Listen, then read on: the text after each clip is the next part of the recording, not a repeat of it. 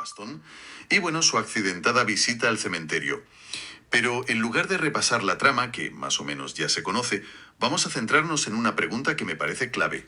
¿Cómo consigue este texto transformar lo que podría ser un relato de terror, vamos, un escenario bastante tétrico, en una comedia de personajes? Es una pregunta excelente, porque ahí reside toda la magia del relato, yo creo. No es el escenario lo que define la historia, sino quien lo habita. Y la respuesta para mí está en cómo se entrelazan tres elementos. Por un lado, la propia naturaleza de la protagonista.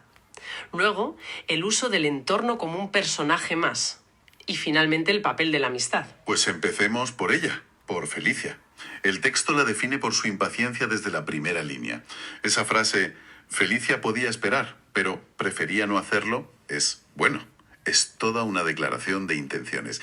No es solo un rasgo de su personalidad, ¿verdad? No, ¿qué va? Es que es el motor de todo lo que ocurre después. Claro. Has dado en el clavo.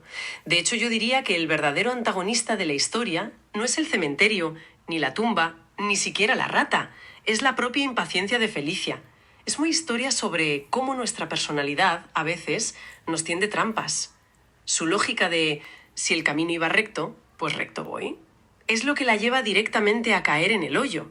O sea, el problema no lo crea el mundo, lo crea ella. El escenario se vuelve en su contra, pero de una forma muy original. La caída en sí es casi, no sé, slapstick, comedia física pura. Pero lo que me fascina es cómo el autor utiliza dos elementos para aumentar la tensión sin perder el humor. Una rata y el propio sonido del cementerio. Exacto. Y ahí tenemos un uso fantástico de la yuxtaposición.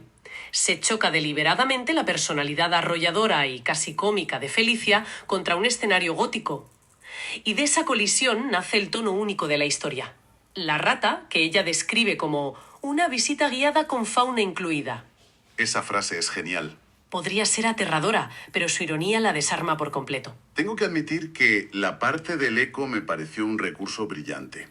Cuando su grito de «ayúdame» se transforma en un eco que le devuelve «dame», es un giro que no vi venir. Pasa de ser una petición de auxilio a una exigencia casi fantasmal. Es un detalle increíble. Porque convierte el sonido en un antagonista invisible y burlón. No la daña físicamente, pero de alguna manera personifica su soledad y se mofa de su miedo. Es juguetón y siniestro a la vez. Mantiene ese equilibrio tonal del que hablábamos. Y es irónico, ¿no? Porque justo cuando el eco la hace sentir más sola y aislada, es cuando la narrativa nos recuerda que no lo está. Nos lleva con Antonio. Sí, y ese cambio de perspectiva es fundamental. Antonio es la solución que Felicia no puede encontrar por sí misma.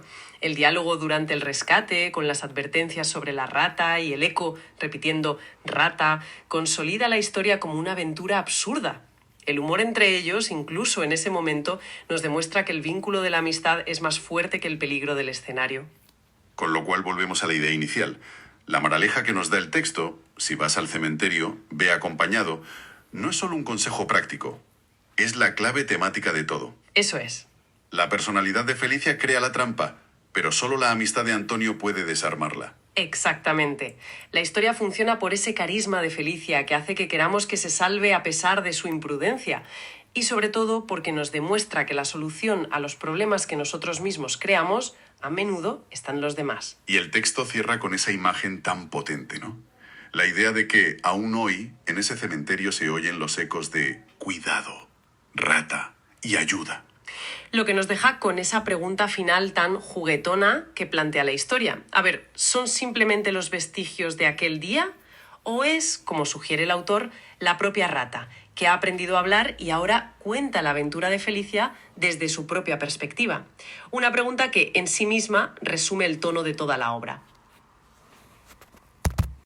Servicios en grabación de la